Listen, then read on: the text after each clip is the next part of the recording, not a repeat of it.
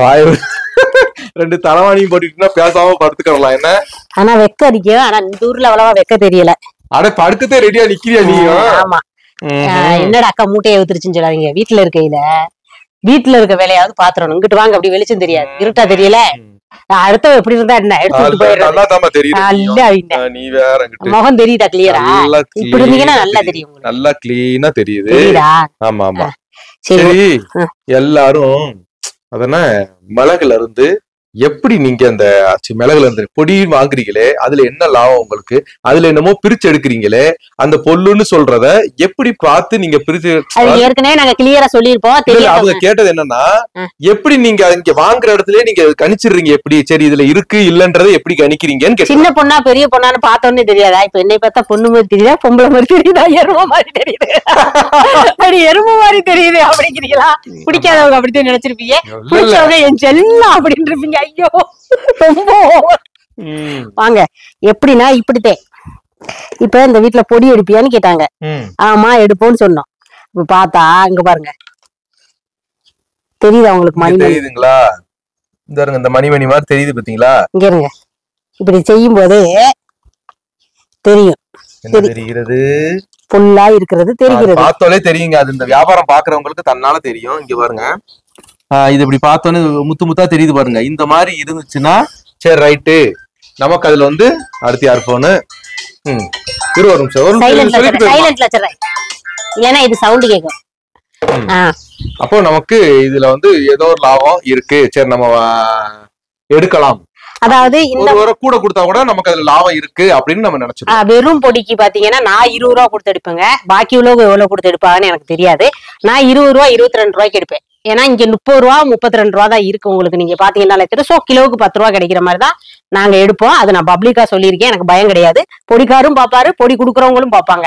ஏன்னா அவங்கள்ட்டே நான் சொல்லிதான் எடுப்பேன். எனக்கு கிலோக்கு 10 ரூபா கிடைக்கணும், உங்களுக்கு அது உடனே எனக்கு கிடைக்காது. இப்ப கொண்டு போய் போட்டோன்னா ஒரு மாசம் கழிச்சுதான் வருவாரு. சோ அந்த காசு கிடைக்கணும், அதுக்கு ஒத்தா நீங்க தாங்க, இல்லைன்னா கூட கொடுத்துக்கங்கன்னு நான் தைரியமா சொல்லிடுவேன். அதனால எனக்கு பயம் இல்ல. இந்த மாதிரி பொடிக்கு வந்தீங்கன்னா நான் 30 ரூபா கொடுத்து எடுப்பேன். இந்த கொஞ்சம் பொல்லு இருக்க பொடி கொஞ்சம் புடைச்சு எடுப்போம் பாத்தீங்களா, அதுல கொஞ்சம் லாபம் கிடைக்கிறதுனால 10 ரூபா. இந்த பொல்லு இருக்கிற பொடிக்கு நான் கிலோக்கு 30 ரூபா கொடுப்பேங்க. கிலோக்கு 30 ரூபா கொடுத்தேன்னு வச்சுக்கோங்களேன், அதாவது அவருக்கு கொடுக்க போற விலைக்கு நாங்க எடுத்துக்கிடுவோம். இதுல கிடைக்கிற பொல்லு லாபம்னு நினைச்சுக்குவோம். அப்படி நினைச்சுதான் நாங்க எடுக்கிறேன்.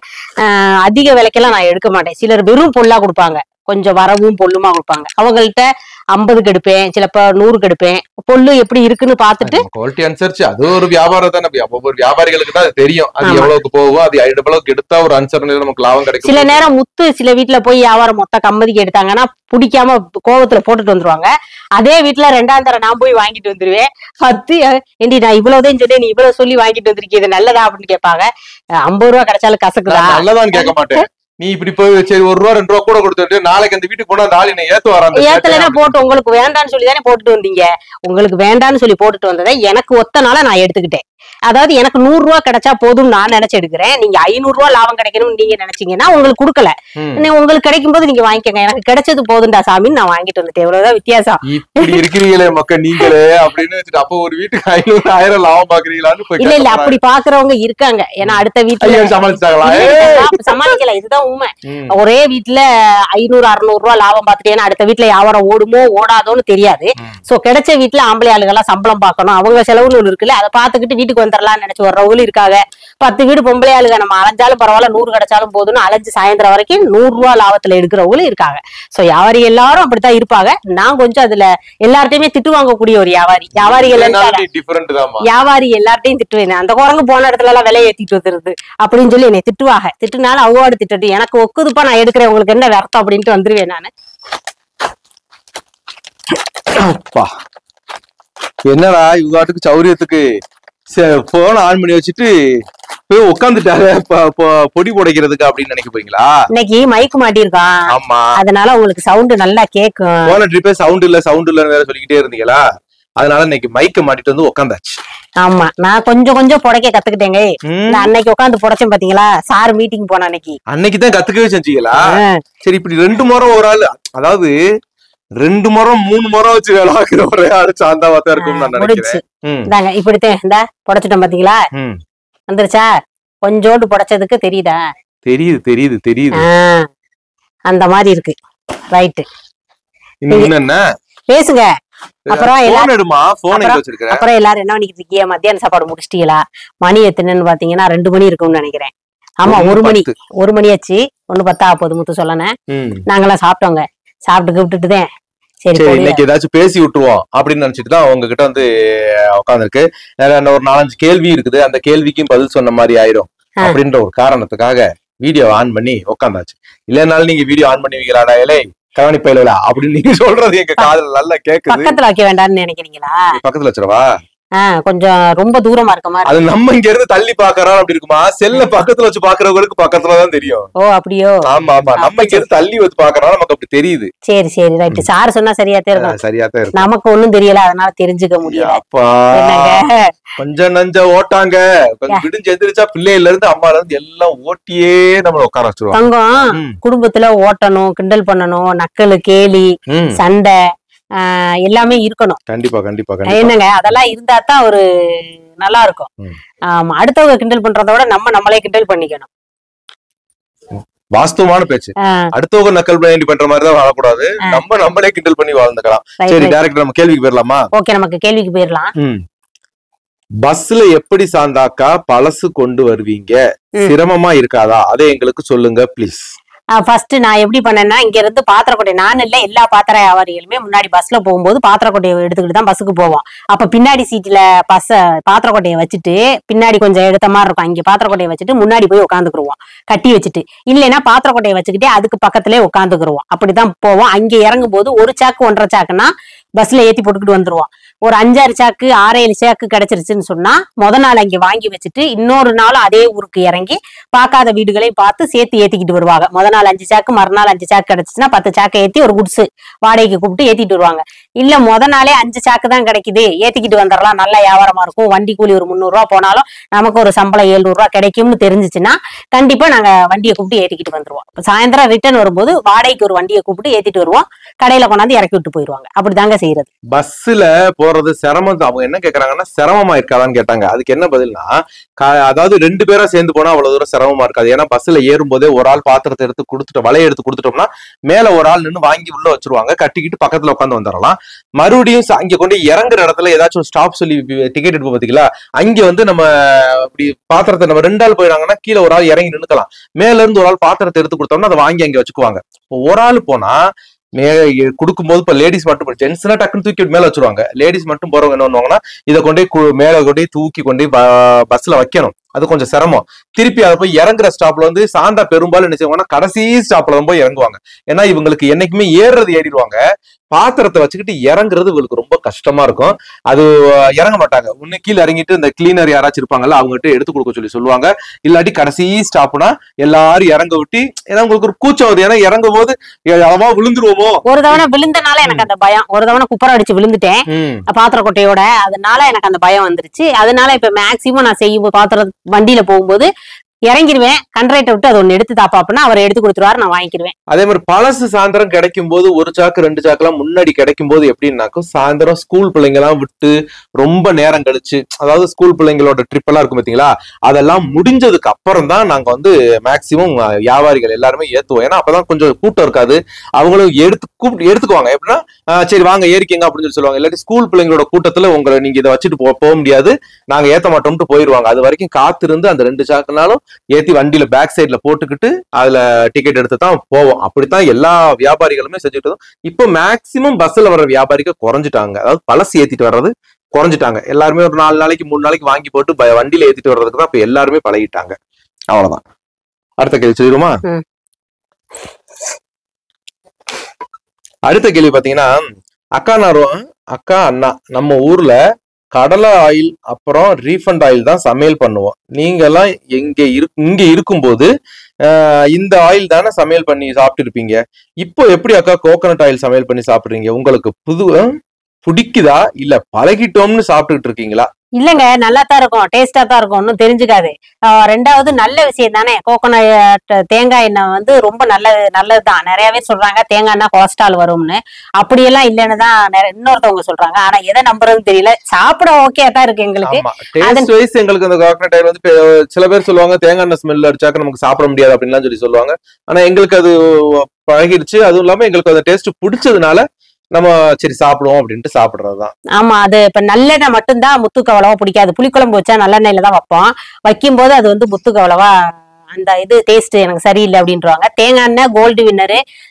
திருப்பி பாத்தீங்கன்னா கடலெண்ணெய் இங்க கிடைக்கல. நம்ம ஊர்ல கிடைக்கும், இங்க கிடைக்க மாட்டேங்குது. எனக்கு நம்ம ஊர்களுக்கு போனா வாங்கிட்டு வரலாம். நாங்க அதை வாங்குறதும் இல்ல, விரும்புறதும் இல்ல. தேங்காய் எண்ணெய் வச்சு ஓட்டிக்கிறதுங்க, அவ்வளவுதான். தேங்காய் எண்ணெயுமே மேக்சிமம் நான் வீட்டுக்காட்டுல வாங்குறதுதான். அரைக்கும் போது அவங்க ஆட்டும் போது மொத்தமா வாங்கி வச்சுக்கிருவேன். ஆமா, அவங்ககிட்ட சொல்லி வச்சுட்டோம்னாக்க அவங்க எடுத்து வச்சுருவாங்க. 30 லிட்டர் 25 லிட்டர் எடுத்து வச்சிருவாங்க. அதை வச்சு ஓட்டிடுவேன் வருஷத்துக்கு. ரைட்டு அண்ணா, இன்னைக்கு கேள்வியை படிச்சு இன்னைக்கு பொல்லு புடச்ச மாதிரி நீங்க எனக்கு கொஞ்சம் எடுத்தாங்க. அப்ப சவுண்ட் அந்த சவுண்ட் தான் கேட்கும். சரி சரி, ஓகே. ராஜா அண்ணா, சாந்தாக்கா எனக்கு ஒரு கேள்வி. சாந்தாக்கா, எனக்கு முத்து மட்டும்தான் பிடிக்கும்னு சொல்லும் போது தம்பிகளுக்கு வருத்தமா இருக்காதா? அவங்க மனசு கஷ்டப்படும்ல. எனக்கு இது ரொம்ப நாளாவே கேட்கணும்னு நினைச்சுக்கிட்டே இருந்தேன். அப்படியெல்லாம் கஷ்டப்படுற மாதிரி எல்லாம் தெரியல பசங்களுக்கு. ஏன்னா பசங்களுமே அம்மாவை பிடிக்குமா அப்பாவை பிடிக்குமான்னு கேட்டா ஒரே ஃபார்வர்டா சொல்லிடுவாங்க அப்பா தான் பிடிக்கும்னு. பசங்களுக்கே அப்பாவை பிடிக்கும் போது அப்புறம் பசங்களை பத்தி தாத்தாவுக்கு அப்பாவை பிடிக்காதா என்ன? கண்டிப்பா அப்பாவை பிடிக்கும் அப்படின்றது கிடையாது. அவங்க பசங்களுக்கு வந்து தெரியும். அதாவது அம்மா இப்படித்தான், அம்மா வந்து அப்பா பைத்தியம் அப்படின்னு பசங்கள்ட்ட நீங்க கேட்டாலுமே அம்மா வந்து அப்பா பைத்தியம்னு தான் எல்லாரும் சொல்லுவாங்க. அதனால அவங்களுக்கு ஃபுல் அண்ட் ஃபுல் தெரியும். அம்மா 24 மணி நேரமும் அப்பா அப்பா அப்பா அப்பா அப்பான்னு தான் அப்பாவே தான் பேசிட்டு இருப்பாங்க.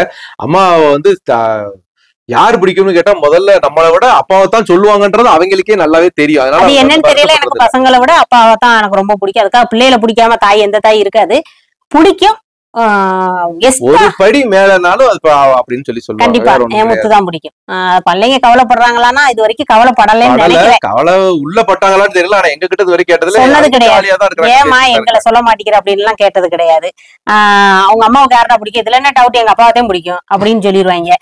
அம்மா கீழே விழுந்துட்டேன்டான்னு ஏதாவது வந்தாங்கன்னா கூட என்னப்பா பண்ணது, என்ன எப்போ இந்த துடிப்பு அப்பாட்ட தானே இருக்கும் எப்படி அப்படின்னு கேட்பேன். சின்ன வேணா நக்கலுக்கு, டேய் என்ன பெத்தவங்க துடிக்க மாட்டோமா அப்படின்னு கேட்டா சும்மா கேட்டேமா அப்படின்னு சொல்லுவாங்க. புரிஞ்சுக்குவாங்க. அதெல்லாம் நம்ம பிள்ளைங்க ஒரு டைப் தான், என்னே மாதிரி ஒன்னே மாதிரி. சரி ரைட்டு அக்கா, ஃபாரின் ட்ரிப்ஸ் போறதால எல்லாரும் டெஸ்ட் எடுக்கணும். அதை ஏன் மறைக்கிறீங்க? This test is routine test in immigration. இமிகிரேஷன்ல இந்த ரொட்டீன் டெஸ்ட் தான், இதையே மறைக்கிறீங்க அப்படின்னு கேட்கறாங்க. இதுல மறைக்க வேண்டிய அவசியம் எங்களுக்கு கிடையவே கிடையாது. சத்தியமா நாங்க அதுக்காக போய் டெஸ்ட் நேத்து எடுக்கவும் கிடையாது. நாங்க பொதுவாவே என்னோட கை வலிக்காக போனோம். அதுவும் இல்லாம சேச்சி சொன்னாங்க நீங்க போய் டெஸ்ட் எடு, ஏற்கனவே கைவலி வந்தனாலதானே இப்படி டெஸ்ட் எடுத்தனாலதானே தெரிஞ்சு வாதங்கிறதுனால, அதனால நீ போய் டெஸ்ட் எடுன்னு அவங்க அம்மா மாதிரி இருந்து எப்ப பார்த்தாலும் எனக்கு ஒண்ணுன்னா பொசுக்குன்னு கொஞ்சம் சங்கடப்பட்டுக்கிட்டு அது ஆஸ்பத்திரி போகணும் வா கிளம்பு அப்படி இப்படின்னு சொல்லுவாங்க. சேச்சி சொல்லி நேத்து காலையில சரி போய் டெஸ்ட் எடுத்துருவோம். நீங்க சொன்னதுக்கு அப்புறம் தான் எங்களுக்கே அதை தாட்டு வருது. சரி ஒருவேளை பிளேன்ல கேட்பாங்களோன்னு நேத்து உங்க மெசேஜ பார்த்ததுக்கு அப்புறம் எங்க முத்து பிள்ளைகள்கிட்ட கேட்டிருக்காங்க. சொல்லவா அந்த மாதிரி. அது பசங்க என்ன சொல்றாங்க, நிறைய பேர் என்ன சொல்றாங்கன்னா டூருக்கு தானே போறோம், அதனால மெடிக்கல் செக்அப் எல்லாம் அதுக்கு அவசியம் கிடையாது அப்படின்ற மாதிரி சொன்னாங்க. அதுக்காக எடுக்கிறதா நாங்க 4 பேர் சேர்ந்து இல்லங்க போய் எடுப்போம். பசங்களையும் கூட்டிட்டு போயிருந்தோம். மெடிக்கல் செக்அப் நாங்க சுத்தி பார்க்க போறோம், டூர் போறோம், அதனால மெடிக்கல் செக்அப் எடுக்க சொல்லியிருக்காங்க, அதனால எடுக்கிறோம்னு சொல்றதுல எங்களுக்கு என்ன பிரச்சனை? டூர் போறோங்கிறதே நீங்களா கேட்கறதுக்கு முன்னாடி நாங்க சொல்லிருக்கோம்ல. அப்படி சொன்னா எங்களுக்கு டூருக்காக தான் நாங்க மெடிக்கல் செக்அப் எடுக்க போறோம்னு சொல்ல ஒரு பெரிய தயக்கம் கிடையாது, தயங்க போறதும் கிடையாது. நாங்க தம்பி நாட்டி டொமேட்டோ என்ற சேனல் உங்க வீடியோ போடுறாங்க, என்னன்னு கேளுங்க. எனக்கு கோபம் வருது. நீங்க கஷ்டப்பட்டு யோசிச்சு வீடியோ போட்டா அத பார்த்து கப்சா அடிக்குதுங்க, என்னன்னு கேளுங்க. எனக்கு பூரி வேணும் சாந்தா, பூரி கண்டிப்பா வாங்கிக்கோங்க. இன்னொன்னு என்னன்னா, நிறைய பேர் வந்து நம்ம வீடியோஸை எடுத்து போட்டுட்டு தான் இருக்கிறாங்க. பிரத்யேகமா நம்ம சேனல் நேம மென்ஷன் பண்ணிக்கிட்டும் இருக்கிறாங்க. அது இல்லைன்னு சொல்ல முடியாது. அது வந்து அது அவங்களுக்கா தெரியணும். நம்ம ஒரு சேனலை மென்ஷன் பண்றோம், அதாவது அந்த சேனலை மென்ஷன் பண்றோம், அந்த வீடியோ எடுத்து நம்ம போட்டு நம்ம பணம் சம்பாதிக்கிறோம் அப்படின்றது வந்து அவங்க மைண்ட் செட்டுக்கா தெரியணும். எத்தனை பேருக்கு நம்ம காப்பிரைட் கொடுக்கறது, எத்தனை பேருக்கு காப்பிரைட் எல்லாம் கொடுத்தாச்சு. சில பேர் அவ்வளவு, அதாவது 1-2 வீடியோ எடுத்து போட்டவங்களுக்கு வந்து நம்ம வந்து ஒரு வார்னிங் மெசேஜ் கூட கொடுத்துருக்கேன். ஏன்னா நிறைய சப்ஸ்கிரைபர் வச்சிருப்பாங்க. அப்ப நம்ம என்ன எனக்கு தோணும், சரி ரைட் இவ்வளவு சப்ஸ்கிரைபர் வச்சிருக்கோங்க, நம்ம கொடுக்குற ஒருத்த காப்பி ரைட்டால போயிடக்கூடாது அப்படின்ற ஒரு நம்ம மனசுல நினைச்சுக்கிட்டு ஒரு மனசாட்சி பிரகாரம் சரி ஒரு வார்னிங் மெசேஜ் மாதிரி கொடுப்போம். மெசேஜ் கொடுத்தா அதுக்கு ரிப்ளையும் கிடையாது, ஒன்னும் கிடையாது. சரி போட்டுன்ட்டு நாங்களே விட்டுறது, சரி என்னத்தவோ பண்ணிட்டு போட்டும் விடுங்க அப்படின்னு சொல்லிட்டு விட்டுறது. இத ஒரு வெளிப்படையா சொன்னோம்னு வச்சுக்கோங்களேங்க, நிறைய சேனல் வந்து நம்மளுடைய பேரை டேக் பண்ணி அதாவது அவங்க வியூஸ் வரணும்ன்றதுக்காக நம்ம சேனல் பேரை டேக் பண்ணி போட்டுட்டு தான் இருக்காங்க. ஆனா நாங்க இது வரைக்கும் எந்த ஒரு பெரிய, அதாவது எங்க குடும்ப சேனல் அல்லாத வெளி சேனல்களை நாங்க யாரையுமே டேக் பண்ணினதே கிடையாது. அது முற்றிலும் உண்மை. அது அப்படி அதுக்கு நமக்கு அவசியமும் கிடையாது. நம்ம உறவுகள் நம்ம சேனல்ல இருக்கிற நம்ம உறவுகள் பார்த்தா நமக்கு போதும். அது பார்த்தாலே நமக்கு பெரிய வியூஸ் தான் போயிடும் அப்படின்னு தான் நாங்க நினைச்சுக்கிட்டு இருக்கிறோம். எதுக்கு தேவையில்லாம நம்ம இன்னொரு சேனலை மென்ஷன் பண்ணி அவங்களுக்கும் அந்த வீடியோ போகட்டும், அவங்களும் அதை பார்க்கட்டும், நிறைய வியூஸ் கிடைக்கட்டும் அப்படி நினைச்சாலே நம்ம செய்யற ஒரு செயல் நமக்கு நம்பிக்கை இல்லைன்னு அர்த்தம்.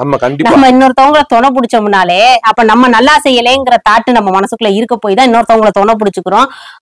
இன்னொருத்தவங்க சேனலை நம்ம பேரை வந்து ஆட் பண்ணி சேர்த்து போடுறோம். அது தேவையில்லைன்னு தான். நீங்க நல்லா செஞ்சீங்கன்னா நீங்க எதுக்கு அடுத்தவங்களை தொணை பிடிக்க வேண்டிய அவசியம்? நமக்கு வேணும் தைரியம். நம்ம எது செஞ்சாலும் போகும் அப்படிங்கிற ஒரு நம்பிக்கை இருந்தா அடுத்தவங்களை தொணை பிடிக்க மாட்டாங்க. சோ அவங்களுக்கு எல்லாம் அந்த நம்பிக்கை இல்லைன்னு நான் நினைக்கிறேன். அதனால டாட் பண்ணலாம். நாங்க எப்படி சொல்றது, பேசி போட்டாலும் சரி, சும்மா சாதாரணமா வியாபாரத்துக்கு போயில போட்டாலும் சரி, இந்த ஷார்ட்ஸ் வீடியோ சமைச்சு போட்டாலும் சரி, போறது போகட்டும். ஐயோ பாவம், என்ன அத்தி இந்த நாயா? அது வேற ஏதோ சாந்தா, அது வேற எங்கேயோ உள்ளது, இங்க உள்ளதெல்லாம் போகுது.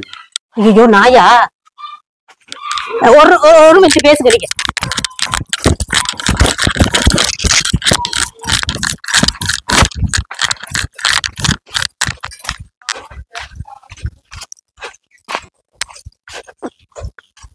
டா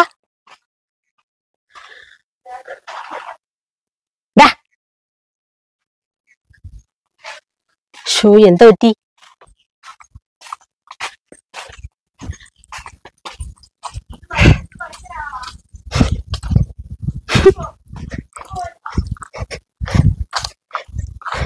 என்னாச்சு? ஒண்ணு இந்த நாய்க்கு அங்க போனதுக்கு அது கத்திக்கிட்டு கிடந்திருக்குது. குட்டி நாயா இருந்திருக்கும்.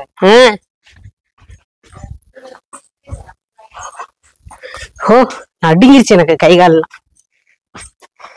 சரி, ஓகே. கட் பண்ணிட்டீங்களா? இல்ல, கட் பண்ணல. கட் பண்ணாம பேசாம உட்கார்ந்து இருந்தீங்களா அவ்வளவு நேரம்? என்ன பண்ணிக்குவோம், ஒன்னும் பிரச்சனை இல்ல. இல்ல அது சரி, ரைட். நாய் ஒண்ணு அங்க ஏதோ நாய்க்குட்டி கத்தவும் சரி ஓடி போயிட்டாங்க. சரி பாப்பா, அதான் அதாவது நிறைய சேனல் அந்த மாதிரி நம்மளோட சேனலை மென்ஷன் பண்ணுவோம். அதாவது ஒருத்தருடைய பேரை யூஸ் பண்ணி அதுல வியூஸ் வாங்கணும்னு நம்ம நினைக்கவே கூடாது. ஏன்னா அது வந்து அவங்களுக்கு கிடைச்ச ஒரு பிராண்ட் மாதிரி ஆயிப்போச்சு. இப்ப நான் ஒரு ஏதோ ஒண்ணு எப்படி நான் ஒரு பெரிய சேனல் இது அடங்காதுன்னு நினைக்கிறேன். என்ன நான் அடுக்க வச்சுக்கிட்டே இருக்கோம். வேற ஒரு சேனல் பேரை சொல்லி நாங்க அந்த சேனல் பேரை நம்ம எடுத்து மென்ஷன் பண்ணி நம்ம வந்து ஒரு இப்ப அவங்க வீடியோக்கு அவங்க ஒரு வீடியோ பண்றாங்க, அவங்களோட சேனல்ல போடுறாங்க. சரி, ஓகே. போட்டா நான் பொதுவா சொல்றேங்க, அவங்க ஒரு சேனல்ல போடுறாங்க, சரி ஓகே. போட்டாக்க அத இனி நிறைய பேருக்கு இந்த மாதிரி வியூஸ் போகணும் அப்படின்னு நம்ம நினைச்சு வேற ஒரு சேனலை மென்ஷன் பண்ணும்போது சாந்தா சொன்ன மாதிரி தனக்கும் அதுக்கு, அதாவது நம்ம நல்லா பண்ணல அதனால இத மென்ஷன் பண்ணா தான் வியூஸ் போகும் அப்படின்ற தாட் அவங்களுக்கு வந்துருச்சு. அப்ப அந்த தாட் வச்சுக்க கூடாதுன்னு தான் உண்மையிலே நாங்க சொல்றோம். அதை பத்தி வேற ஒண்ணும் சொல்றதுக்கு இல்ல. அவங்க பண்ணும்போது அதை நம்ம என்ன செய்ய முடியும்? அப்படி எங்க சேனலை யூஸ் பண்ணாலும் சரி, நாங்க நடிச்ச வீடியோவை எடுத்து போட்டாலும் சரி, எப்படி சொல்றது, உங்க மேல உங்களுக்கு நம்பிக்கை இல்லைங்கிறதுதான் நிஜம். எப்படியா இருந்தாலும் எங்களை தொட்டுக்கணுங்கிறதான் நிஜம்னு நினைக்கிறேன். நாங்க இல்லாம உங்களால முன்னேறி போக முடியலைங்கிறதுதான் நிஜம்னு நினைக்கிறேன். அப்படி இருந்துச்சுன்னா அதெல்லாம் யூஸ் பண்ண மாட்டீங்க. சோ இல்ல அது உங்களுக்கு மட்டும்தான் இருக்கான்னு கேட்டா முறைப்படி அது எங்களுக்கு மட்டும்தான் இருந்துச்சு. என் பையன் வச்சதுதான் அந்த பேரு. அதுல நான் 100% சொல்லுவேன். நாங்க அந்த பேர் அடிக்கும் போது இது வரைக்கும் அந்த பேர்ல ஒரு சேனல் கிடையவே கிடையாதுன்னு தான் சொல்லியிருந்தாங்க. அந்த பேர்ல இது வரைக்கும் ஒரு சேனலே கிடையவே கிடையாது. நாங்க செஞ்சதுக்கு அப்புறம் வேணா நிறைய பேர் நிறைய இதுக்கு வச்சிருக்கலாம். ஆனா இப்பவுமே நிறைய பேர் கேட்கக்கூடியது இந்த ஆடுகாலி குடும்பம் அப்படின்னு சொன்னாலே அது ராஜா சேனல் தான் அப்படிங்கிற மாதிரி தெரியும். சோ எங்கிட்டு போனாலும் எங்க தயவு இல்லாம உங்களால இருக்க முடியலங்கிற நெஜன்னு கன்ஃபார்ம் பண்ணிக்கிட்டே இருக்கீங்க. அதுக்கு மேல உங்க விருப்பம். என்னது அடுத்து பேசுறேன். அடுத்து அவ்வளவுதான் நினைக்கிறேன். அவ்வளவுதான், கேள்வி படிக்க. சில யூடியூபர்ஸ் நாங்கள் உங்களை மகிழ்விக்கத்தான் இங்க வந்தோம், பணம் சம்பாதிக்க அல்ல என்று பேசுகிறார்கள். நீங்களும் அந்த லிஸ்டில் தான் இருக்கிறீர்களா? நீங்கள் தான் உண்மை விளம்பிகளாச்சே. இதற்கு ஒளிவு மறைவு இல்லாமல் பதில் கூறுங்கள் அப்படின்னு கேள்வி நீங்க கேளுங்க. உங்களால என்ன முடிஞ்ச கேளுங்க. அதுக்கெல்லாம் தயங்கி போற டீம் நாங்க கிடையாது. நான் கிடையாது. சொல்லுங்க, நான் எப்படி சொல்றது, யூடியூப்ல வீடியோ போட்டாலே சம்பாதிக்கத்தான். எல்லாருமே யூடியூப் இல்லைன்னா எதுக்கு யூடியூப் தொடங்குறாங்க? எல்லாருமே இருக்கட்டும், யூடியூப் சேனல் ஓபன் பண்ணி ஒரு வீடியோ போடுறாங்கன்னு சொன்னா 10 ரூபா கிடைக்குங்கிற ஒரு நம்பிக்கையில தான் போடுவாங்க. இல்லைன்னா அவங்க வீடியோ எடுத்து சும்மா போன்ல பாத்துட்டு விட்டுருவாங்க. அதுக்காக மெனக்கெட்டு அதுக்காக எல்லா எடிட் பண்ணி ரிஸ்க் எடுத்து போட மாட்டாங்க. தனக்கு 10 ரூபா கிடைக்கும், நமக்கு அதை எடுத்து ஒரு 10 ரூபா வருமானம் பார்க்கலாம், அந்த வருமானத்தினால நமக்கு யூஸ் ஆகுங்கிற ஒரு நம்பிக்கையில தான் அதுக்கான ஸ்டெப் எடுப்பாங்க. சும்மா அதாவது உங்களை நாங்க சந்தோஷப்படுத்தத்தான் மகிழ்விக்கத்தான் சொல்லியிருக்கீங்க, மகிழ்விக்கத்தான் நாங்க வீடியோ போடுறோம் அப்படின்னு சொன்னாக்க அது அதுல எங்களுக்கு இப்ப நாங்களும் கூட சொல்லலாம், உங்களை மகிழ்விக்கத்தாங்க நாங்க வீடியோ போட்டுக்கிட்டு இருக்கிறோம், எங்களுக்கு அதுல வருமானம் அவசியம் இல்லைன்னா அப்ப நம்ம யூடியூப்ல போட வேண்டிய அவசியமே. சுருக்கமா சொல்றேன்னு வச்சுக்கோங்களேங்க, என்னன்னு வச்சுக்கோங்க, ஒரு பிராங்கா சொல்லணும்னு வச்சா ஊர் பக்கம்லாம் நம்ம சொல்லுவாங்க பாத்தீங்களா, எப்ப தேன் பாட்டுக்குள்ள கையை விட்டு சட்டையில தொடச்சுட்டாப்பா போவாங்க, அதை நக்கி பார்க்காம இருப்பாங்களா? அந்த மாதிரி இதுல வருமானம் வருது, ஓகே, உங்களை மகிழ்விக்கிறதும் ஒரு காரணமாக இருக்கலாம், ஆனா அதுல வருமானம் வர்றதுதான் மெயின் காரணம். இப்ப நம்ம ஒரு யூடியூப்ல ஒரு சேனல்னு ஒண்ணு தொடங்கி அதுல நம்ம நடிச்சு 1008 எஃபர்ட் போட்டு அதை எடிட் பண்ணி விடுறோம் அப்படின்னா அதுக்குண்டான சம்பாத்தியம் நமக்கு கிடைக்க போய் தான் நம்ம அடுத்தடுத்து வீடியோக்களை விட்டுக்கிட்டே இருக்கிறோம். இது நம்ம சம்பாதிக்கிறதுக்கெல்லாம் கிடையாது, சொத்து பத்து வாங்குறதுக்கெல்லாம் எந்த ஒரு அபிப்பிராயம் எங்களுக்கு இல்லைன்னு நம்ம சொல்லிட்டோம்னாக்கும் அதை யாரும் நம்பத்தான் மாட்டாங்க கண்டிப்பா. அதுதான் சொல்லும் போல உண்மை கிடையாது. அப்படி சொல்லியிருந்தா உண்மையா இல்லைன்னு கூட நாங்க நினைக்கலாம், ஆனா நாங்க அப்படி சொல்லாது கிடையாது. யூடியூப்ல வீடியோ போட்டோம்னா கண்டிப்பா 10 ரூபா கிடைக்கும், 10 ரூபா கிடைக்கிறதுக்கு தான் வீடியோவும் போடுவாங்க, அது யாரா இருந்தாலுமே. நாங்க நிறைய வீடியோ போடாததுக்கு காரணம் எங்களுக்கு கிடைக்கிறது போதும் ஜாமி, நேரம் இல்ல அப்படிங்கிறதுக்கு தான். நீங்க பாத்தீங்கன்னாலே தெரியும், லென்த் வீடியோ ஒண்ணு போடுவோம், ஷார்ட்ஸ் ஒண்ணு போடுவோம், அதுக்குமே நேரம் உண்மையிலே கிடைக்கல. வியாபாரத்துக்கு போயிட்டா மொத்த நேரம் கிடைக்காது. என்ன பேசி இதுலயே நாங்க எங்க யூடியூப் சேனல்ல போட்டா எங்களுக்கு வருமானம் வரத்தாங்க செய்யுது, அதுவும் இல்லாம நாங்க வியாபாரத்துக்கு போறோம், எங்களுக்கு கிடைக்கத்தான் செய்யுதுன்னு அங்க மத்தவங்க சொல்றாங்களோ இல்லையோ நாங்க கண்டிப்பா உங்களுக்கு எல்லாத்தையும் சொல்லிட்டு தான் இருக்கோம். வருமானம் இந்த விஷயத்துல நீங்க கேள்வி கேட்டவங்க எங்க கிட்ட சொன்ன ஒரு வார்த்தை எங்களுக்கு நல்லா ஒரு உண்மை விளம்பிகள்னு சொல்லிட்டீங்க பதிலா, நாங்க உண்மையை தான் பேசணும்ன்றதை நீங்க மனப்பூர்வம் ஒத்துக்கிட்டீங்களா, அதுவே எங்களுக்கு போதும். ஆமா ஆமா ஆமா, அது மொத்தம் புரிஞ்சிருக்கும். சோ எல்லாருமே வீடியோ போடுறவங்க எல்லாருமே 10 ரூபா கிடைக்கணும்னு தான் போடுவாங்க, அதுக்காக தான் மெனக்கெடுறாங்கிறதா என்னோட தாட். கண்டிப்பா சும்மாலாம் ஒண்ணு போட மாட்டாங்கிறதா நிஜம். நாங்க அடக்கம் அதாவது மகிழ்விக்கிறதுன்றது ஒரு உண்மைதான். இப்ப நாங்க ஒரு ஒரு வீடியோ போடுறோம்னா நாங்க காமெடி பண்றோம், அதை பார்த்து நீங்க சிரிங்க அப்படின்னு சொல்லி அது நீங்க உங்களை மகிழ்விக்கத்தான் ஒண்ணு, அதுக்காக நாங்க பணம் சம்பாதிக்கிறதுக்காக இல்ல அப்படின்றதெல்லாம் பொய் தான். பணமும் சம்பாதிக்கலாம், அதே சமயம் நமக்கு நிறைய உறவுகளை கிடைக்கும், தனியா இருக்கிற நமக்கு ஒரு எப்படி சொல்றது நிறைய சொந்தங்கள் கிடைப்பீங்க. அது மெயின் இந்த யூடியூப்பை வச்சு நான் சொல்றேன். பணத்துக்காக நான் வீடியோ போடலன்னு சொல்றவங்கள்ட்ட நான் சொல்றதுன்னா அது போய் பணமும் கிடைக்கும், அதை வேண்டான்னு யாரும் சொல்ல. பணம் கிடைக்கலன்னா ஏன் ஒருத்தவங்களை இப்ப நம்ம நிறைய யோசிச்சு நம்ம போட வேண்டிய அவசியம், தேவையில்லாம பேசி இப்படி போட வேண்டிய அவசியம் இல்ல. பணம் வேண்டாம்னு நினைக்கிறவங்க யூடியூபே தேவையில்லை, நம்ம சும்மா எடுத்து இன்ஸ்டாகிராம்லயும் 4 வீடியோ போட்டு போயிடலாம்ல. யூடியூப் சேனல் ஒண்ணு ஓபன் பண்ணிருக்க மாட்டோம் பாருங்க, அதுக்கு சொல்றேன். அடுத்த கேள்விதான் ஒரு பாத்துக்க, ரொம்ப ஓவரா பண்ணாதீங்க, கொஞ்சம் அடக்கி வாசிங்க. இல்லையே, நான் என்ன ஒண்ணுமே ஓவரா பண்ண ஆரம்பிக்கல, நான் ஓவரா பண்ணுன்னு வச்சுக்கங்களே. ஐயோ ஐயோ, நான் என்னங்க ஓவரா பண்றோம், எல்லாரும் மாதிரி பேசுறோம், எல்லாரும் கேக்குற கேள்விக்கு கொஞ்சம் நான் என்னோட பாணியில நான் பதில் சொல்லிக்கிட்டு இருக்கேன், அவ்வளவுதான். எப்படி சொல்றது, ஓவர்னா என்ன ஓவர்லாம் தெரியல, இதுக்கு பேர் ஓவர்னா சரி வச்சுக்கோங்க, ஓவராவே இருக்கேன்னு வச்சுக்கோங்க. ஓவர் அதாவது ஓவர்னு பேசுற ஒரு தோரணை வச்சுதான் நீங்க சொல்றீங்க, அது ஓவர் கிடையாது. என்னன்னா ஒருத்தர் ஒரு விதமா பேசுவாங்க. நான் அதாவது அமைதியா பேசுறவங்க சில பேர் இருப்பாங்க, சத்தமா பேசுறவங்க சில பேர் இருப்பாங்க, நம்ம அதாவது வாய் பேச முடியாதவங்க சில பேர், காது கேட்காதவங்க, அவங்கள அவங்க சத்தம் அதிகமா தான் இருக்கும். அப்ப அவங்க ஓவரா பண்றாங்கன்னு நம்ம அர்த்தமா? அப்படி கிடையாது, அவங்களுடைய ஒரு இயல்பு அது. ஒரு சவுண்டா பேசுறவங்க கிட்ட போய் நீ அமைதியா பேச மாட்டியான்னு கேட்டா நான் மெதுவா தான் பேசுறேன்னு அவங்க சொல்லுவாங்க, ஆனா அவங்களுக்கு அது மெதுவா பேசுற மாதிரி, ஆனா அது அவங்களுடைய ஒரு குணமே தவிர அது அவங்களுடைய ஆட்டிடியூடு கிடையாது. அது அவருடைய வெளியே நான் சத்தமா பேசுற மாதிரி அவங்க சத்தமா பேசி அவங்க தொண்டையை புண்ணாக்கிக்கிட்டு அவங்களுக்கு என்னங்க கிடைக்க போகுது, இல்ல அவங்க ஒரு ஓவரா சீன் போட்டாக்க அதுல என்ன கிடைக்க போகுது, அப்படி எல்லாம் கிடையாது. ஒருத்தரோட ஆட்டிடியூட் அது நீங்க புரிஞ்சுக்கிட்டாலே உங்களுக்கே தெரியும். நம்ம உறவுகள் எல்லாரும் புரிஞ்சிருப்பாங்கன்னு நினைக்கிறேன். இவங்க இப்படித்தான், ராஜான்னா இப்படித்தான், சாந்தாக்கா இப்படித்தான் அப்படின்னு ஏகதேசம் நிறைய பேருக்கு உங்க எல்லாத்துக்குமே தெரியும் நான் நினைக்கிறேன். அதனால உறவுகளாக நீங்கள் வந்து எங்களை சரி ரைட்டு இது யார் என்ன சொன்னாலும் இவங்க இப்படித்தான்றது நமக்கு தெரியும்னு நீங்க புரிஞ்சுக்கிருவீங்கன்ற ஒரு நம்பிக்கையில தான் இந்த வார்த்தையை நான் சொன்னேன்.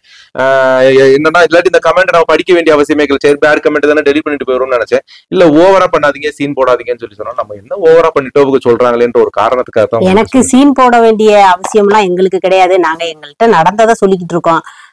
திருப்பி எப்படி சொல்றது, உங்களுக்கு நல்லாவே தெரியும். சிலர் சொல்லுவாங்க நீங்க நிறைய பிராடு பேசுறீங்கன்னு. நாங்க பிராடு பேசுறோமா உண்மையை பேசுறோமா அப்படின்னு எங்களுக்கு தெரியும். நீங்க எல்லாரையும் நம்ப வைக்க முடியாதுன்னு ஒரு சொல்லு இருக்கு. எல்லாரும் எங்களை நம்பிட மாட்டாங்க. எல்லாரும் நம்புங்கன்னு நாங்க சொல்லல. எங்களை நம்புறவங்களுக்கு எங்களை பத்தி நல்லவங்களா நினைச்சுக்கவங்களுக்கு நல்லவங்களா தெரியும், கெட்டவங்களா நினைக்கிறவங்களுக்கு கெட்டவங்களா தான் தெரியும். இப்ப நீங்க பாக்குற கண்ணோட்டத்துலதான் இருக்கு. ஒருத்தவங்க நம்ம வீட்டுக்கு வந்தாலும் நம்ம கிட்ட பேசுற வர்றவங்க எல்லாரும் கெட்டவங்க நம்ம சொல்ல முடியாது, வர்றவங்க எல்லாரும் நல்லவங்கன்னு சொல்ல முடியாது. அந்த அர்த்தத்துல நான் சொல்ல வரேன். உங்க பார்வையில இருக்கு, தப்பா புரிஞ்சுக்கிட்டா எப்படி வேணாலும் தப்பு தான். நீங்க நல்ல விதமா புரிஞ்சுக்கிட்டீங்கன்னா நல்லா இருக்கும். எப்படி சொல்றது, அது வாயில தான் சொல்லணும். இல்ல இப்ப நம்ம ஒரு வியாபாரத்துக்கே போறோம்னு வச்சுக்கோங்களேன். நம்ம வியாபாரம் என்ன வியாபாரம் பாக்குறோம் என்ன பண்றோம்ன்றது நம்ம போய் ஒரு ஆள்கிட்ட போய் கேட்கும்போது நம்ம என்ன வியாபாரம் பாக்குறோம்ன்றத வந்து சில பேர் இந்த ரெப்ரசன்டேட்டிவ் எல்லாம் போறாங்க. நிறைய படிக்கிற பிள்ளைங்க எல்லாம் நமக்கு வீட்டுக்கு வர்றாங்க. இந்த மாதிரி சேல்ஸ்மேன் வர்றாங்க பாத்தீங்களா, அவங்க கிட்ட அவங்க வந்து எதுக்காகனா ஒரு 5 நிமிஷம் எனக்கு டைம் கொடுங்கன்னு ஃபர்ஸ்ட் நம்ம கிட்ட கேட்பாங்க. அவங்க பேக் இறக்கி வச்சுட்டு அவங்க மொத்தத்தையும் எக்ஸ்பிளைன் பண்ணுவாங்க. நாங்க இந்த மாதிரி வந்தோம், இங்க இருந்து வர்றோம், நாங்க இந்த படிப்புக்காக வந்திருக்கோம், இந்த படிப்புக்காக எங்களுக்கு ட்ரைனிங் போட்டிருக்காங்க, இந்த பொருள் நாங்க சேல்ஸ் பண்றோம் அப்படின்னு அவங்க ஃபுல்லா சொல்லுவோம். என்ன நொய்னு பேசுறான்னு ஒத்த வார்த்தையில நம்ம சொல்லிட்டோம்னு வச்சுக்கோங்களேன், அவங்க மனசு ரொம்ப ஹர்ட் ஆயிரும். ஐயோ இவ்வளவு தூரம் சொல்லிட்டு என்ன நொய்னு பேசுறான்னு ஒரு வார்த்தையை சொல்லிட்டாங்களே. அது வந்து அவங்க படித்து வந்த விதம் அப்படிங்க. அது அப்ப என்ன செய்வாங்கன்னா, இப்போ ஒரு பொருளை சேல்ஸ் பண்ணணுமா இப்படி ஆர்டர் பண்ணி தான் வரணும்ன்றத அவங்க படிச்சிருக்கிறாங்க. அதனால அவங்க வந்து அப்படி பேசுறாங்க. ஆனா சில பேர் என்ன செய்வாங்க, விறுவிறுன்னு வந்ததோட இப்ப நாங்க எங்களை எடுத்துக்கோங்க, விறுவிறுன்னு ஒரு வீட்டுக்கு போனதோட பாத்திரம் வேணுமா, முடிஞ்சு வேண்டாம். அது வந்து நம்ம வந்து ஒரு சில வீட்டுகள்ல போகும்போது இப்படித்தான் பேசணும்ன்றது வந்து நமக்கு தெரியும். ஒரு சில வீட்டுகள்ல என்னன்னா இந்த மாதிரி வளைச்சு நெளிச்சு பேசினா தான் இந்த பொருளை எப்படியாச்சும் வாங்குவாங்க அப்படின்ற ஒரு நேக்குல சில பேர் பேசுவாங்க. அந்த மாதிரிதான் ஒருத்தருடைய இயல்பும் ஒரு மாதிரிதான் இருக்கும். இப்போ 5 பேர்ல ஒன்னா இருக்கிறது இல்ல. இப்போ உங்க இயல்பு ஒரு மாதிரி இருக்கும், எங்க இயல்பு ஒரு மாதிரி இருக்கும். அது பாக்குற கண்ணோட்டத்துலதான் இருக்கு. இப்ப நாங்க இங்க இருந்து ஒருத்தவங்களை பார்த்துட்டு அந்த பாரு எவ்வளவு இதா பேசுறாரு பாரு, அவன் பக்கத்துல போய் பார்த்தா தான் தெரியும். சிலப்போ அவருக்கு காது கேட்காம இருக்கலாம், அதனால சவுண்டா பேசுறா இருக்கலாம். நம்ம இங்க என்ன நினைப்போம், என்ன போல சவுண்டா பேசுறாரு, ஏன் இப்படி சண்டை போடுறாரு அப்படின்னு நம்ம சொல்லுவோம். அதான் பாக்குற கண்ணோட்டத்துலதான் இருக்குது. யாரையுமே டக்குன்னு தப்பா பாக்கக்கூடாது, யாரையுமே அதுக்காக எல்லாரும் நல்லவங்கன்னு ஒரேதான் புரிஞ்சுட்டு நடந்திருக்கவும் கூடாது. ஓகேவா? என்ன இல்ல நீங்க பேசுனீங்க, நான் அமைதியா இருந்தேன். பொதுவா நாங்க யாரையும் எந்த சூழ்நிலையும் எப்படி ஏமாத்த போறதும் கிடையாது, ஏமாத்துறவங்க யாரும் நல்லா இருக்க போறதும் கிடையாது.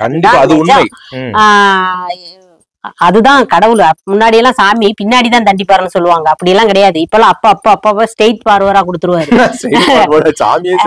ஆமா, சாமியே கொடுத்துருவாரு. இந்த மாசம் நீ என்னைய தண்டிச்சா அடுத்த மாசம் உன்னைய தண்டிக்க ஒருத்தன் இருப்பான். அது நிஜமான ஒரு சம்பவம் தான். அது நிறைய பேருக்கு அனுபவிச்சவங்களுக்கு தெரிஞ்சிருக்கும். அப்புறம் மினிய யாரோ சொல்லிருந்தாங்க, பணத்திமுறை. ஐயோ கடவுளே, ஏன் இப்படி எல்லாம் சொல்றீங்கன்னு தெரியல. பணம் எங்கள்கிட்ட இருக்குன்னு ஏங்க இப்படி நம்பிக்கிட்டே தெரியலையே அப்படிங்களை பார்த்தா உங்களுக்கு தெரியுதா? அதெல்லாம் சும்மா அப்படி எப்படி சொல்றது, பணம் கிடையாது. ஒரு மனுஷன் பேசுறதுக்கோ டான்ஸ் ஆடுறதுக்கோ பணம் தேவையில்ல. மியூசிக் போட்டு ஆட தெரிஞ்சவே ஆடிடுங்க. திருப்பி அவங்க கொஞ்சம் நல்லா வாய் பேசுறாங்கன்னா அவங்க நொலன்னு பேசக்கூடியவங்களா இருக்கலாம். இன்னொன்னு, பசி இல்லாத சாப்பாடு. நான் சொன்னதுதான், பசி இல்லாத சாப்பாடும் நிம்மதியா தூக்கமும் தங்குறதுக்கு ஒரு சின்ன வீடு இருந்தாலே, கடன் இல்லாத வாழ்க்கை இருந்தாலே நிம்மதியானவங்க தான், பணக்காரவங்க தான். திருப்பி நம்ம கூட இருக்க நம்ம வாழ்க்கை துணை நமக்கு ஒத்துமையா ஒத்துழைப்பா நம்மளை புரிஞ்சுக்கிட்டு நமக்கு சப்போர்ட்டா இருந்தாலே அதை விட ஒரு பாக்கியசாலி யாருமே இருக்க முடியாது. அந்த விதத்துல எல்லா விதத்திலயுமே சரி, எனக்கு கடவுள் எங்க பக்கம் இருந்தனால இதெல்லாம் நடந்திருக்கு. என் புருஷன் என் பக்கத்துல இருக்கிற வரைக்கும் நான் இப்படித்தாங்க, ரகுடு தாங்க. குணத்துல கிடையாது. எனக்கு என்னைய வேண்டான்னு சொல்லி என்னை எதிரா பேசுறவங்களுக்கு நான் எதிராத்தான் பேசுவேன். நம்ம மேல அன்பை கொட்டுறவங்களுக்கு நான் அன்பாத்தான் இருப்பேன். அது மனிதனுடைய இயல்புங்க, அது எல்லாருமே உள்ளதுங்க. ஏன்னா ஒரு 5 அறிவு உள்ள ஜீவராசி ஒரு நாயை எடுத்துக்கோங்க, தடவி கொடுத்தாக்க இப்படியே படுத்துரும். இல்ல அது எடுத்தோடனே கள்ளத்துக்கு போட்டாக்க அது ஒருன்னு குறைச்சுக்கிட்டு தாங்க வரும். அந்த மாதிரிதான் அது 5 அறிவு படத்தை அதுகளே அப்படின்னு போது 6 அறிவு படிச்சா நமக்கு அது தெரியாதா? யாருக்கு ஏதாவது கண்ணாடி மாதிரி நீங்க என்ன கொடுக்குறீங்களோ அதை நாங்க கொடுக்குறோம் அப்படின்றதான் நம்ம பழகணும்னு சொல்றோம். சரி, நம்ம பழகணும் தெரியும். பறிச்சு நாங்க வாழ்ந்து முன்னேறி வரல, அதுதான் நிஜம். என்ன வேணாலும் யாரு வேணாலும் என்ன வேணாலும் சொல்லிட்டு போங்க. மத்தவங்கோட சொத்தை பறிச்சையோ இல்ல அவங்கோட்டு என்னென்னத்தையோ பறிச்சோ நாங்க முன்னுக்கு வரல. முன்னாடி வரப்போறதும் கிடையாது. எங்களால முடிஞ்சதை கொடுத்துதான் நாங்க பழகிருக்கோம். அதிகமா வாங்கி நாங்க பழகல. கண்டிப்பா போறதும் கிடையாது. கண்டிப்பா. அதாவது எல்லாருக்கிட்டையும் அப்படித்தான் இருக்கு. நிறைய வீடியோல சாந்தா சொல்லியிருக்கிறாங்க, ஒருத்தருக்கு உங்களை இப்ப எனக்கு சாந்தாவை பிடிக்கல அப்படின்னு வந்துச்சுன்னா ஏதோ என்னுடைய எதிர்பார்ப்பு சாந்தா கிட்ட இருந்து கிடைக்கல அப்படின்ற ஒண்ணு வந்துரும். அதான் சாந்தா அடிக்கடி சொல்றது, எதிர்பார்ப்பு இல்லாத லைஃப்ல வந்து புரிதல் இருக்காது அப்படின்ற மாதிரி, எதிர்பார்ப்பு இருக்கிற லைஃப்ல புரிதல் இருக்காதுன்னு சொல்ற மாதிரி. இப்ப நான் உன்னை எதிர்பார்த்து சாந்தா கிட்ட பழகுறேன் அப்படின்னா அது கிடைக்காத பட்சத்துல விலைக்கு தான் போவேன். நம்ம எதிர்பார்த்தது ஒண்ணு, இங்க வந்தது ஒன்னாதான் இருக்கும். எல்லார்ட்டையுமே எல்லா இடத்துலயுமே நம்ம அன்புக்காக பழகணும்னா நம்ம குடுக்குற சின்னதா இருந்தாலும் அவங்களுக்கு அது பெருசா தெரியும். அதுதான் என்னோட கணிப்பு. உங்களுக்கு தப்பா இருந்தா நீங்க கமெண்ட்ல சொல்லுங்க. சரி, ஓகே, நாங்க வளவலன்னு போட்டு அறுக்க விரும்பல. எதையோ பேசி வளைஞ்சோழுது எங்கெங்கயோ பேசிச்சு. நாங்களும் இந்த பொடியெல்லாம் புடைக்கிறாங்க. ஏன்னா புடைச்சு வச்சாதான் நாளைக்கு இந்த காக்கா வரேன்னு இருக்காரு. அந்த புடைச்சு கிடிச்சு வச்சாதான் நாளைக்கு அதை வித்து காசாக்க முடியும். அது இல்லாம சாக்கா வேற கிடக்குதா, பூச்சிப்பட்டு வந்து அண்டிசுனா போச்சு அப்படின்றதுக்காக நாங்களும் புடைச்சிட்டு நேத்து ரிசல்ட் என்னாச்சுன்னு கேட்டீங்க. இன்னும் முத்து ரிசல்ட் வாங்கிட்டு வரலங்க. அந்த ரிசல்ட் வாங்கிட்டு வந்துட்டு தான் தெரியும் என்ன ஏது. வாங்கிட்டு வந்ததுக்கு அப்புறம் தான் என்ன ஏது பிரச்சனை தெரியும். உடனே அதுல ஏதாவது இருந்தாலும் இல்லைனாலும் அதுக்கு ஒரு காது மூக்கு வச்சு வாயி பொம்மையை உருவாக்கிடுவாங்க சிலரு. நீங்க என்ன உருவாக்குனாலும் அந்த பொம்மை நடக்கணுமா விழுகணுமான்னு அதை உருவாக்கணும். அவன் கையில இருக்கிறது மட்டும்தான் எங்கள் ஆட்டம். அவன் ஆட்டி வைக்கிறேன், நாங்க ஆடுறோம். பாக்கி யாரு என்ன எழுத்துல ஆட்டினாலும் நாங்க ஆடிக்கிட மாட்டோம். கேட்டீங்களா? சரி, ஓகேங்க. பாருங்க, பத்திரமா இருங்க. பாய்.